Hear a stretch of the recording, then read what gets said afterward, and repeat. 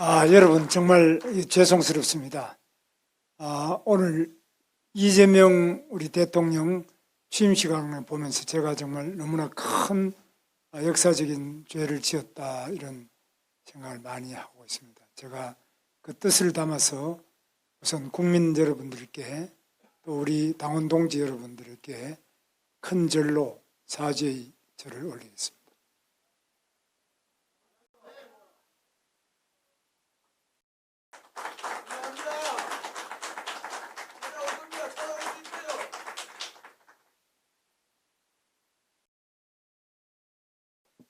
저는 이번에 이 선거를 하면서 그리고 정말 국민들이 대부분이 원하지 않던 이재명 대통령이 오늘 취임을 하게 되는 과정을 보면서 역사는 이렇게 가는구나 생각하고 제가 왜 이렇게 되었을까를 깊이 생각을 해봤습니다.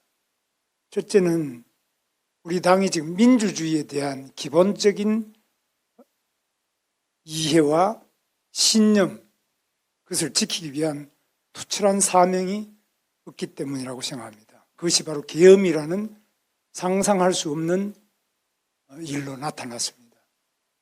저는 지금 이 시대에 계엄이 왜 필요했는지, 그것이 무슨 결과를 가져왔는지 이미 다 판명이 났습니다. 그런데 그걸 우리 당이 그 계엄을 했던 우리 대통령을 뽑았고 또 우리 대통령의 뜻이 당에 많이 일방적으로 많이 관철된 것에 대해서 깊은 자성이 필요하다고 봅니다. 앞으로 절대로 이런 식의 계엄은 다시는 있어서는 안 된다. 뭐 어느 당이 뭐라 그런다 이런 것이 아니라 우리 스스로도 이건 아니다. 정치라는 것은 목표도 중요하지만 그 수단이 매우 중요한데 전혀 적절치 않은 수단을 이렇게 쓰게 되도록 우리가 그냥 말릴 수 없었던 거. 또 그것을 제어하는 힘이 우리 내부에 없었다는 점에 대해서 매우 큰 문제가 있다고 저는 생각합니다. 그래서 민주주의의 가장 기본이 되는 것에 대해서는 양보할 수 없고 타협할 수 없고 단호한 거부와 또 때로는 단호한 그 수단의 선택이 필요한데 이 부분이 가장 큰 문제라고 생각합니다. 두 번째는 우리 당이 당내 민주주의가 무너졌다고 생각합니다. 우리가 과연 어떤 사람을 당대표로 뽑느냐 또는 누구를 우리가 공직 후보자로 뽑느냐 민주주의가 완전히 사라져버렸습니다.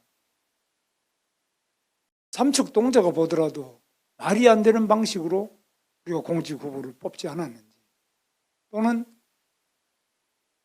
당대표나 모든 것도 이게 당이 과연 민주주의가 살아있는 당이냐 민주주의는 아직 숨을 못 쉬는 당이냐 이런 점에서 깊은 성찰과 개혁이 필요하다고 저는 생각합니다. 두 번째로 우리 경제와 민생에 대한 우리 당의 투철하고 확고한 자기 역할이 필요한데 이 부분이 지금 사실 민주당이 이제 경제는 민주당이다 이런 이야기를 하는데 뭐 있을 수 없는 이런 포스터가 의원회관에 붙어 있는 거 보고 저는 굉장히 놀랐는데 그동안에 제가 당을 알기로는 경제는 당연히 국민의힘이다.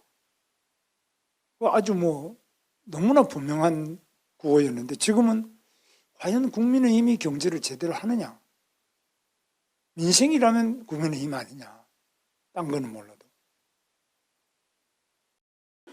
이런 점에서 우리 당 자체가 세계 경제의 그 흐름과 또 국내 경제의 구조적인 발전 전략에 대해서 확고한 비전을 가지고 확고한 전략을 가지고 경제 정책을 밀고 나가는 그런 당이냐 또 그것이 국민들에게 믿음을 주고 경제가 위기면 당연히 국민의힘을 뽑아야지. 국민의힘에는 경제 전문가가 있지.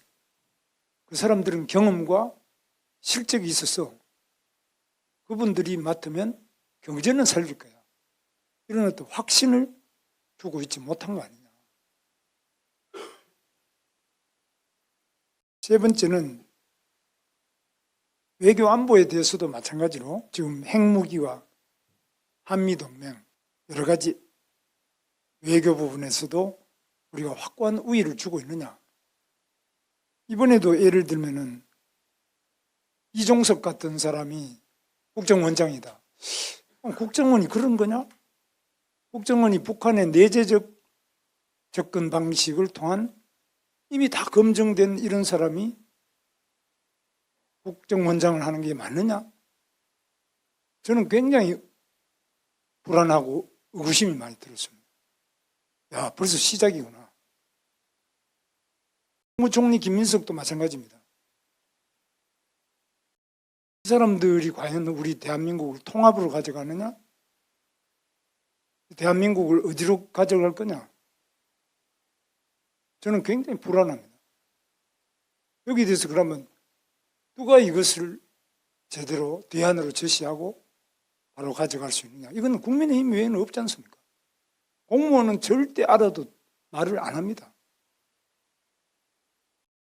결국 남은 게 기업도 말 안 하고 공무원도 말 안 하고 그렇다고 뭐 사법부에서 말하겠습니까? 국민의힘이라는 정당밖에 없는 거 아니에요. 그럼 여기서 과연 명확한 인식을 가지고 명료하게 다른 대안, 확고한 어떤 비판을, 대안적 비판을 하고 있느냐. 저는 굉장히 한번 생각해 봐야 될 점이 있고 이런 점에서 우리가 깊이 좀 돌아봐야 될 점이 있다. 그리고 무엇보다도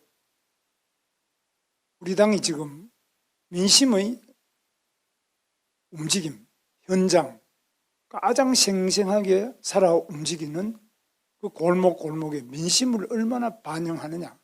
그 민심을 반영할 수 있는 그 시스템 자체가 구의원부터 시도의원 또는 시장, 군수, 구청장, 시도지사 또 당의 국회의원님들 이렇게 이게 쫙 시스템으로 구축되어 있느냐. 그런 점에서 굉장히 깊이 생각해 봐야 될 점이 있다고. 저는 그게 굉장히 약하고 동떨어진 현장과 밀착하지 않고 동떨어진 점이 있다. 이런 것들이 이제 선거 결과로 나타나는 거라고 저는 생각합니다. 단순히 뭐 열심히 뛴다 안 뛴다 이런 것이 아니라 그래서 우리는 근본적으로 밑바닥에 가장 민주주의의 뿌리 그리고 제일 밑에서부터 이게 어떻게 시스템으로서 구축돼서 중앙당이 작동하고 그것이 가장 관료적이지 않게 민감하게 유연하게 민심을 수렴하고 민심에 우리들의 정확한 뜻이 전달이 되느냐 이런 것들에서 아까 이제 모든 우리 김영투 비대위원장님과 주요한 아까 발언자들 말씀하신 거하고 저는 같은 맥락인데 그래서 우리끼리 지금 또 이제 다투는 것도 어느 정도 다투고 어느 정도까지는 다투지 않아야 되겠느냐 이런 부분도 좀 어떤 룰 자체가 확립이 안 돼 있다고 저는 생각합니다. 아무리 부부간에도 서로 다투지 않습니까? 그러나 다투어야 될 때가 있고 또는 다투지 말아야 될 때도 있고 의견 차이를 어떻게 하냐 이런 부분에서 좀 더 민주적이고 허심탄회한 우리 나름대로의 룰이 있어야 되지 않느냐. 당내에서 서로 간에 당원 내부의 동지들 사이의 문제와 그렇지 않고 지금 선거라는 또 대선이라는 큰 일전을 해야 될 이런 상태에서 그걸 어떻게 원만하게 잘 가져가느냐 이런 부분이 저는 굉장히 아쉽게 생각합니다.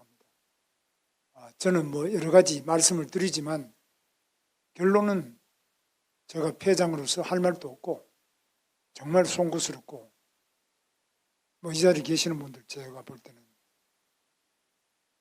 민주당의 그 어떤 분보다도 개인적으로 탁월하고 훌륭한 분들이 많이 계시는데 제가 되었더라면 국무총리는 저 사람보다는 우리 당에 있는 누가 더 좋은데, 그런 생각을 제가 많이 해보는데, 그러나 제 부족함으로 많은 기회를 놓치게 되고 국민들이 그로 인하여 고통받고 또 앞으로 상처받을 국민들을 생각하면 정말 송구스러운 마음 금할 수가 없습니다. 다시 한번 저희 부족함으로 이러한 패배를 안겨드린 부분에 대해서 용서해 주시고, 다시 한번 이 절망하는 우리 국민들에게 우리 모두가 심기일전해서 대한민국에 그래도 희망이 있다. 비록 우리가 패했지만은 희망이 있는 대한민국이라는 것은 국민의힘이 있기 때문에, 국민의힘의 목소리가 있기 때문에, 국민의힘의 여러 우리 지도자들이 계시기 때문에 우리 국민에게 그래도 정치의 희망, 나라의 희망, 경제의 희망, 민생의 희망이 있다는 그 마지막 희망이 될 수 있기를 기대하면서, 저는 다시 한번 우리 당원 동지 여러분과 또 국민 여러분에게 깊은 사죄의 말씀을 드립니다. 감사합니다.